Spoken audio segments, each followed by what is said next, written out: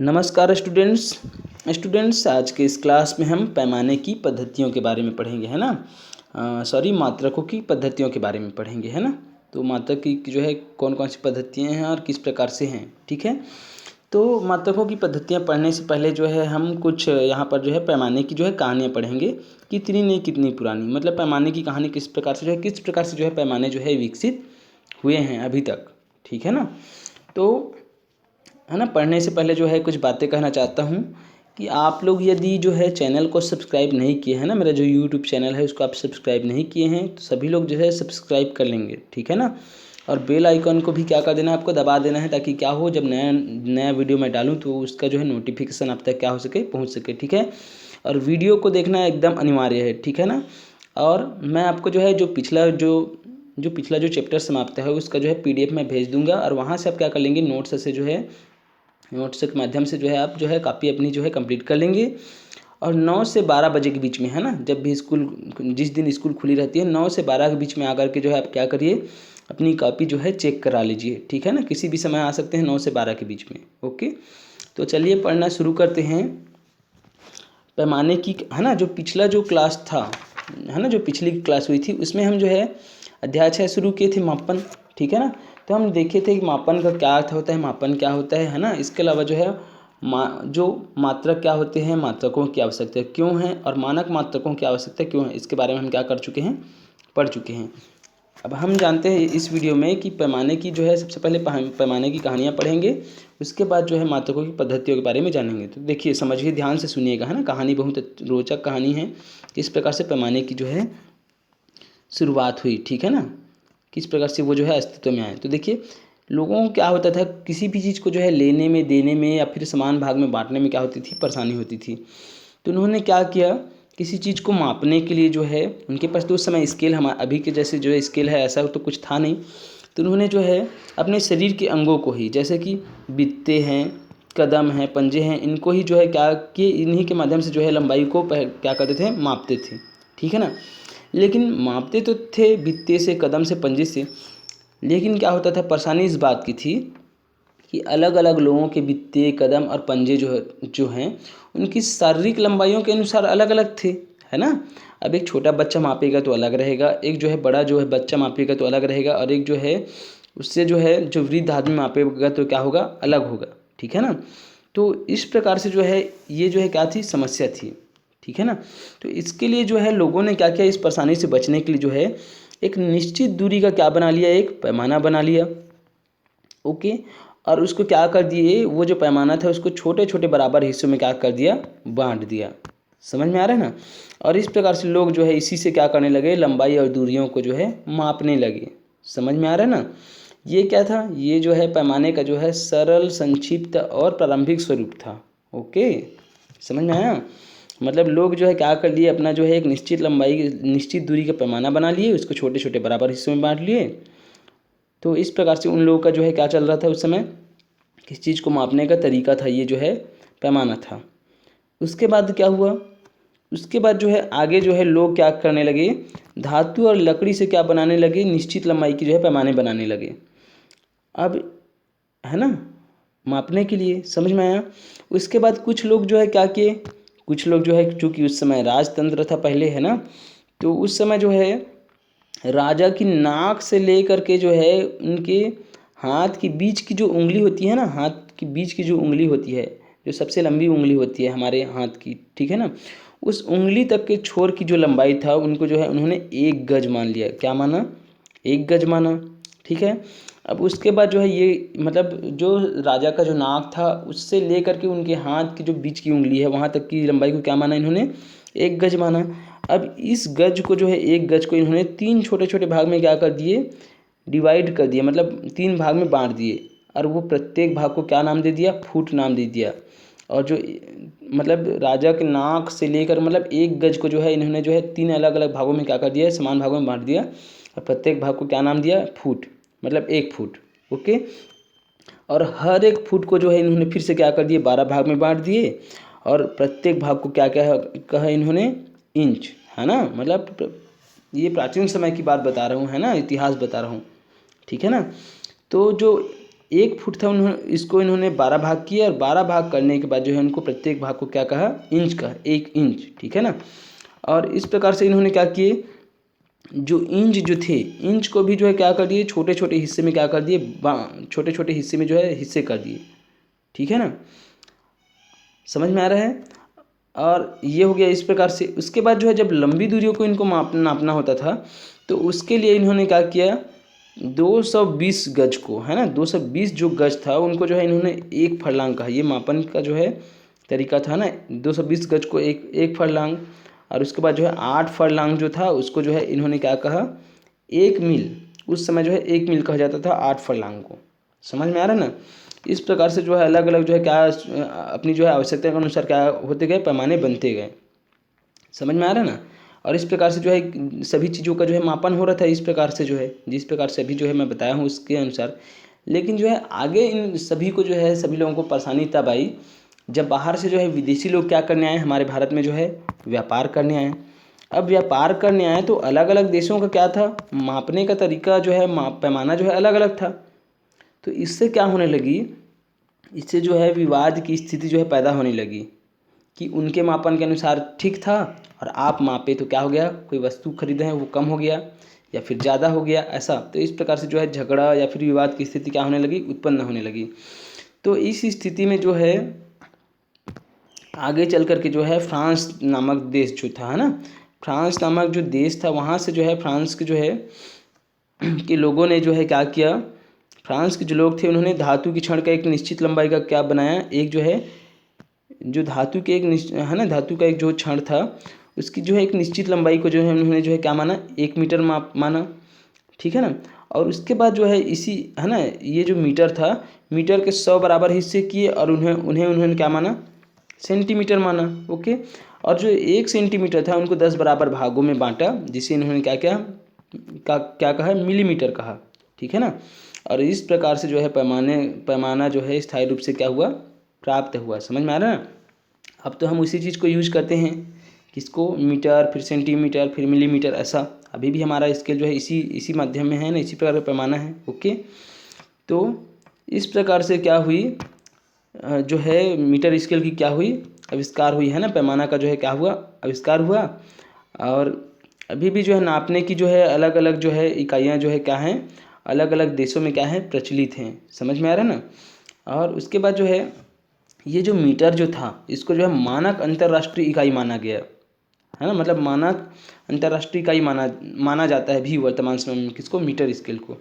मतलब सभी जो है इससे जो है सहमत हो चुके हैं। तो मीटर स्केल को जो है मानक अंतर्राष्ट्रीय इकाई माना जाता है, ठीक है ना, किसको, मीटर को।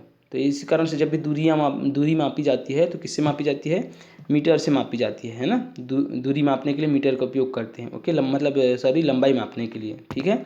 तो ये था क्या, पैमाने की कहानी, ओके। अब हम आगे पढ़ते हैं मात्रकों की पद्धतियाँ। तो देखिए लंबाई है, लंबाई को मापना है, द्रव्यमान मतलब वजन को मापना है, समय को मापना है। तो इसके लिए जो है 3 पद्धतियाँ जो है क्या है, प्रचलित है। पहला जो है मात्रकों की 3 पद्धतियाँ प्रचलित है, पहला CGS पद्धति, दूसरा APS पद्धति, तीसरा MKS पद्धति। तो CGS पद्धति कहने का मतलब है है ना, ये जो है सेंटीग्रेड ग्राम सेकेंड, हाँ ठीक है ना। CGS जो है सॉरी सेंटीमीटर है ना, मैं भूल गया था, सेंटीमीटर, ग्राम और सेकेंड, ठीक है ना। तो जब हम जो है CGS पद्धति में किसी चीज़ को मापते हैं तो जो लंबाई जो है उसको किससे मापते हैं, सेंटीमीटर से मापते हैं। द्रव्यमान जो होता है उसको हम ग्राम से मापते हैं और समय को जो है सेकेंड से मापते हैं, किसमें, CGS पद्धति में, ओके। उसके बाद जो है दूसरा जो पद्धति है वो है FPS पद्धति। FPS पद्धति कहने का मतलब है फुट पाउंड सेकेंड, मतलब इसमें FPS पद्धति में लंबाई को हम जो है फुट से मापते हैं, द्रव्यमान को जो है पाउंड से मापते हैं, ओके। और जो समय जो है उसको हम किससे मापते हैं, सेकंड से मापते हैं, किसमें, APS पद्धति में, समझ में आया। उसके बाद जो है तीसरा जो है वो है MKS पद्धति। इसमें जो है द्रव्यमान लंबाई को हम मापते हैं मीटर से मापते हैं, द्रव्यमान को जो है हम किलोग्राम से मापते हैं और समय को जो है सेकंड से मापते हैं, समझ में आया। तो ये 3 पद्धतियाँ जिसमें हम अलग अलग क्या करते हैं, लंबाई है, द्रव्यमान है और समय को जो है अलग अलग मात्रकों से क्या करते हैं, मापते हैं, समझ में आया। उसके बाद हम आगे समझते हैं मात्रकों की अंतर्राष्ट्रीय पद्धति। तो क्या है अंतर्राष्ट्रीय पद्धति? अब देखिए वो क्या रहा था, अलग अलग देशों ने क्या किया था, अलग अलग जो देश थे वो अलग अलग अपना अपना जो है पैमाना क्या कर चुके थे, विकसित कर चुके थे। लेकिन जब आपस में व्यापार करते थे तो परेशानियां होती थी। इसी कारण से जो अलग अलग देश के जो वैज्ञानिक जो है ना, जो जितनी भी जो विभिन्न जो राशियां हैं उनको मापने के लिए जो है एक ऐसे जो है ऐसा जो एक ऐसे जो है मात्रक जो है ना, मतलब जो है ऐसे मात्रक की जो है आवश्यकता महसूस की है ना, मानक मात्रक की, जो सभी जगह क्या हो, विद्यमान हो और सभी लोग इससे क्या हो, सहमत हो। तो इस प्रकार से जो जिन मात्रकों को क्या किया गया, सर्वसम्मति से जो है मानक माना गया, मतलब सभी जगह पर क्या किया गया, उनसे जो है सभी लोग सहमत हुए और वही मात्रक जो है सभी देशों में सभी जगह पर क्या किया जाए, उन्हीं का जो है उपयोग किया जाए। तो इस प्रकार से जो मात्रक जो है ना, और इस प्रकार से जो मात्रक की जो पद्धति है, इसको हम जो है इसी को कहा जाता है अंतर्राष्ट्रीय, है ना, मात्रक की जो है अंतर्राष्ट्रीय मात्रक पद्धति, ठीक है ना।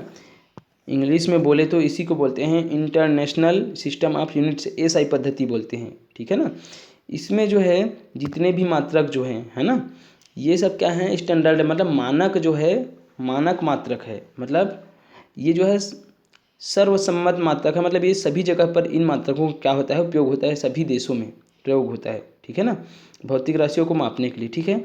तो कौन कौन से मात्रक है समझते हैं। यहाँ पर देखिए ये जो है आपको जो है एसआई मात्रक जो है ना, यहाँ पर चार मात्रक, जैसे चार जो है राशि दी हुई है, इनका मात्रक देखिए, जैसे कि यहाँ पर देखिए लंबाई है, तो लंबाई को किससे मापते हैं, मीटर से। इनका संकेत क्या है, एम से, ऐसा छोटा एम से दर्शाते हैं। द्रव्यमान जो है, द्रव्यमान को किससे मापते हैं, किलोग्राम से। तो ये जो है लंबाई को हमेशा जो है, ऐसा नहीं है कि जैसे कि लंबाई को जो है मीटर से मापते हैं, है ना, तो हमारे देश में लंबाई को मीटर से मापेंगे, तो अमेरिका में जाओगे तो ऐसा नहीं है किसी दूसरे चीज़ से मापेंगे, लंबाई को वहाँ भी क्या होंगे, मीटर से ही मापेंगे, क्योंकि ये जो है अंतर्राष्ट्रीय क्या है, पद्धति है, ठीक है ना। तो लंबाई को मीटर से मापते हैं, मीटर मात्रक से मापते हैं, है ना, इनको एम, स्मॉल एम से दर्शाते हैं। द्रव्यमान को किलोग्राम से मापते हैं और केजी से दर्शाते हैं। समय को सेकंड से मापते हैं अंतर्राष्ट्रीय पद्धति में, है ना, और इसको स्मॉल एस से दर्शाते हैं। और ताप को जो है केल्विन से मापते हैं और इसको कैपिटल के से क्या करते हैं, दर्शाते हैं। ओके, समझ में आया, है ना। अब हम जानेंगे यहाँ पर जो है, अब देखिए ताप का व्यवहारिक मात्रक, जैसे कि यहाँ पर जो है ताप को जो है केल्विन से जो है क्या किए हैं, मापते हैं करके, मतलब केल्विन जो है क्या है इसका, ये अंतर्राष्ट्रीय जो है मात्रक है। ओके, समझ में आ रहा है ना, मानक मात्रक है, किंतु जो व्यवहार में जो है अधिकतर जो है डिग्री सेल्सियस का ही क्या होता है, उपयोग होता है ताप मापने के लिए, ठीक है। अब हम यहाँ पर जानेंगे अंतर्राष्ट्रीय मात्रकों एवं उनके संकेतों को लिखने की प्रचलित परिपाटी, मतलब अंतर्राष्ट्रीय जो मात्रक है उनके संकेतों को किस प्रकार से लिखा जाता है। तो देखिए किन किन चीज़ों का जो है ध्यान रखना पड़ता है। पहला जो है, राशियों के मात्रकों के संकेतों को अंग्रेजी के छोटे अक्षरों में लिखा जाता है, जैसे मीटर का संकेत एम है, किलोग्राम का केजी और सेकंड का एस है। तो अंतर्राष्ट्रीय जो मात्रक हैं उनके संकेतों को जो है स्मॉल, जो उनके जो अंग्रेजी के जो अक्षर होते हैं ना, तो छोटे अक्षरों में जो है अंग्रेजी के छोटे अक्षरों में लिखा जाए, जैसे कि मीटर है, तो मीटर जो मात्रक है इनको जो है स्मॉल एम से लिखा जाता है, समझ में आ रहा है ना। और उसी प्रकार से किलोग्राम को स्मॉल केजी से ऐसा, और सेकंड को जो है स्मॉल एस से, समझ में आया, ये जो है ऐसा लिखा जाता है। दूसरा जो है, वैज्ञानिकों के नाम पर रखे गए मात्रकों के संकेत अंग्रेजी के बड़े अक्षरों में लिखे जाते हैं। उदाहरण के लिए जो है केल्विन का देखिए, केल्विन का जो है कैपिटल के, सेल्सियस के ये ऐसा, इस प्रकार से, मतलब जो है कहने का मतलब ये है कि जिन मात्रकों को जो है वैज्ञानिकों के नाम पर रखे गए हैं उनको जो है अंग्रेजी के बड़े अक्षरों में लिखे जाते हैं, जैसे कि केल्विन को कैपिटल के, सेंटीग्रेड सेल्सियस को जो है डिग्री सेल्सियस ऐसा, तो ये कैपिटल में रहता है। ओके, समझ में आया। उसके बाद जो है तीसरा देखते हैं, मात्रकों के संकेतों के पश्चात कोई विराम बिंदु नहीं लगाया जाता है। उदाहरण के लिए मीटर, इसके संकेत एम एम एम बिंदु नहीं, है ना, लेकिन यदि कोई संकेत वाक्य के अंत में आता है तो विराम बिंदु लगाया जाता है। मतलब ये है कि जब भी आप क्या करेंगे, संकेत लिखेंगे किसका, मात्रक का, तो उसमें जो है बिंदु नहीं लिखेंगे, जैसे एम है, के है, इसके सामने बिंदु नहीं लिखेंगे। बिंदु कब लिखेंगे, यदि जो है ये जब हम लिखते रहते हैं तो वाक्य के अंत में आता है तो इंग्लिश में हम डॉट डालते हैं ना, ऐसा स्टॉप बिंदु, ठीक है ना। तो जब अंतिम में आता है तब भले ही ऐसा लिखेंगे, नहीं तो क्या करेंगे, यहाँ पर हम सामने में ऐसा डॉट नहीं डालेंगे लिखते समय। ओके, और चौथा जो ध्यान रखना है हमको कि मात्रकों के संकेत हमेशा एक वचन में ही लिखे जाते हैं, बहुवचन में नहीं। उदाहरण के लिए यदि किसी वस्तु की लंबाई 10 मीटर है तो 10 m ही लिखेंगे, 10 ms नहीं, है ना। इसका मतलब ये है जो मात्रक के जो संकेत है वो हमेशा जो है एक वचन में ही लिखे जाते हैं। जैसे कि 10 केल्विन तो 10 के बस लिखेंगे, 10 है करके यहाँ पर एस नहीं लिख देना है ना। समझ में आ रहा है ना। इसी प्रकार से 10 मीटर तो 10 मीटर है तो एम एस नहीं लिख देना है, ये क्या है, गलत है। केवल क्या लिखना है, 10 m, 10 मीटर। ओके, समझ में आया। तो इस प्रकार से क्या करते हैं, हम लिखते हैं। उसके बाद जो है पांचवा जो है, अंग्रेजी भाषा में लिखते समय किसी भी मात्रा को सदैव छोटे अक्षरों में ही लिखा जाता है। उदाहरण के लिए केल्विन, मीटर, सेल्सियस। समझ गए। मतलब यह है कि अंग्रेजी भाषा में यदि आप लिख रहे हैं तो जो मात्रक जो आएगा उनको आपको किस में लिखना है, आपको जो है छोटे अक्षरों में, स्मॉल लेटर में लिखना है। जैसे कि यहाँ पर दिया है केल्विन है, मीटर है, सेल्सियस है, ये स्मॉल लेटर में ही लिखा है ना। इसी प्रकार से आपको क्या करना है, लिखना है। ओके, तो ये था कि आपका मात्रकों की पद्धतियाँ और ए सही मात्रक और इसको किस प्रकार से लिखा जाता है मात्रकों को। ओके, है ना। जब नेक्स्ट क्लास होगी उसमें हम मात्रकों के अपवर्तक क्या होते हैं और गुणज क्या होते हैं, इसको हम क्या करेंगे, जानेंगे और पढ़ेंगे। ठीक है, तो आशा करता हूँ आप लोगों को समझ में आया होगा। बहुत अच्छे से पढ़िएगा। वीडियो अगर समझ में नहीं आता है तो दोबारा देखिए उसको और बुक से भी पढ़िए, है ना। तो ठीक है, आज के लिए बस इतना ही। जब नेक्स्ट क्लास होगी उसमें हम आगे पढ़ेंगे। ठीक है, तो आज के लिए बस इतना ही। जय हिंद, जय भारत, जय छत्तीसगढ़।